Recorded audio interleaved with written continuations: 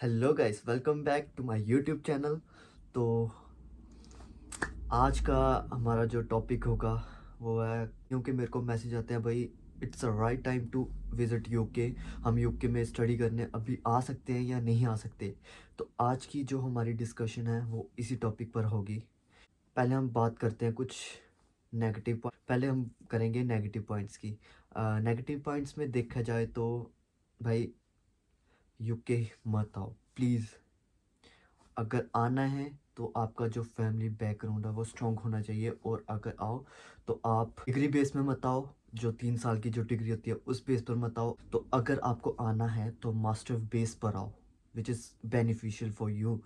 तो उसकी भी अगर आप आओगे तो आपको एटलीस्ट आने के बाद 2 या 3 मंथ तक आपको फ्री रहना पड़ेगा। लाइक कोई जॉब नहीं मिलेगी स्टार्टिंग में आपको, या आपको डिफ़िकल्टी फेस करना पड़ेगी। ये मतलब आप इंडिया से ही सोच के आ सकते हो भाई हमें 2-3 महीने तक कोई काम नहीं मिलने वाला। अब अगर आप इंडिया से पूरा खर्चा कर सकते हो 2 महीने का, तो आप ज़रूर आओ। और उसके बाद कईयों का ये भी क्वेश्चन होता है कि हम अपनी फ़ीस निकाल सकते हैं कि नहीं निकाल सकते वहाँ के। But my answer is that कि आप अपनी फ़ीस नहीं निकाल सकते यहाँ पर। वो पहले ही बोला है कि आपकी अगर फैमिली बैकग्राउंड सपोर्ट करती है तो आप ज़रूर आओ। अगर आप यहाँ आ रहे हो तो उससे पहले आप अपनी सारी फ़ीस भर कर आए, क्योंकि मैं अपनी सिचुएशन बताता हूँ मेरे साथ क्या हुआ। जब मैंने यहाँ आया मेरी फ़ीस थी, लाइक मेरी यूनिवर्सिटी है DMU, डी मॉन्टफोर्ट यूनिवर्सिटी। मेरी फ़ीस थी 17.5 लाख, मतलब 17,000 पाउंड। तो मैं इंडिया से 10,000 पाउंड पे करके आया था। मेरे को इतना नहीं पता था स्टार्टिंग में, और जो एजेंट्स थे, हमारे जो एजेंट थे, उन्होंने भी इतना नहीं बताया कि ये फ़ीस कब लेंगे। मैं तो इंडिया से ये सोच के आया कि भाई स्टेप बाय स्टेप, जैसे हर मंथ मैं फ़ीस पे करता रहूँगा या लास्ट में फ़ीस करनी पड़ेगी तो it's alright for me. But यहाँ आते ही मेरे से 1 महीने के बाद फ़ीस मांग ली गई। तो अब भाई क्या करता, मतलब फ़ीस काम तो था नहीं, फ़ीस भी नहीं निकाल सकते थे। बट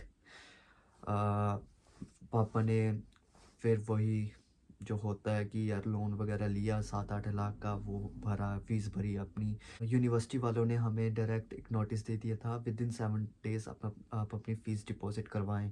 तो भाई ऐसा होता है यूके आके, please it's a request, hugely request, please अपनी फ़ीस जो है वो इंडिया से ही पे करके आए। यहाँ आके आपको मतलब लोड लेने की, टेंशन लेने की ज़रूरत नहीं है।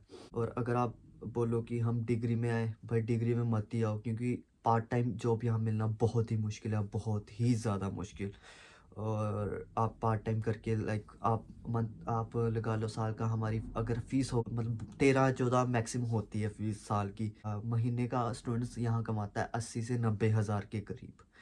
इंडिया के हिसाब से लगाओ, या अगर पाउंड के हिसाब से बोलूँ तो 800 to 900 पाउंड कमाता है बंदा। तो अपना रेंट लगाओ, रेंट के अलग से अपनी ग्रोसरी एंड ऑल पूरा मिक्स करके आपके पास महीने का वही 200-300 पाउंड बचेगा। वही 200-300 आप 12 मंथ का इंक्लूड करो तो भाई कितना ही होगा, आप अपनी फ़ीस नहीं निकाल पाओगे। ये बात उनके लिए जो डिग्री बेस पर आ रहे हैं। और जो मास्टर बेस है उनको एक यार एक एक होप होती है कि हमारी 1 साल की डिग्री है, किसी ना किसी करके हम निकाल लेंगे अपना खर्चा। But it's a hugely request, please यार, अगर आना है तो पूरा अपनी फ़ीस भर कर आएँ।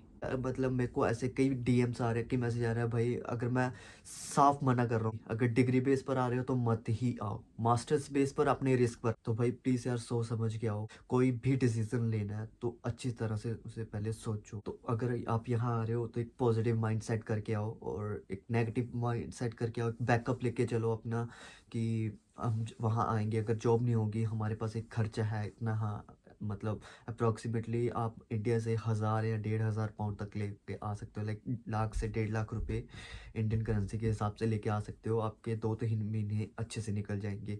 और मेक श्योर कि आप रूम जो है वो इंडिया से ही करके आए। यहाँ के बहुत ही दिक्कत होती है रूम ढूंढने में। तो अगर मैं बात करूँ मेरी फ़र्स्ट इनकम की, यहाँ पर यूके में मेरी फ़र्स्ट इनकम थी पर वीक की 200 पाउंड।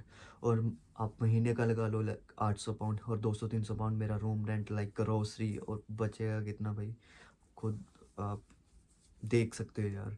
इतना डिफ़िकल्ट है आज के टाइम में यूके में सर्वाइव करना। अगर आपने मेरा चैनल सब्सक्राइब नहीं किया तो प्लीज़ यार चैनल को सब्सक्राइब ज़रूर कर लें, अगर ऐसी इन्फॉर्मेटिव वीडियोस आपको चाहिए। तो तब तक के लिए बाय बाय।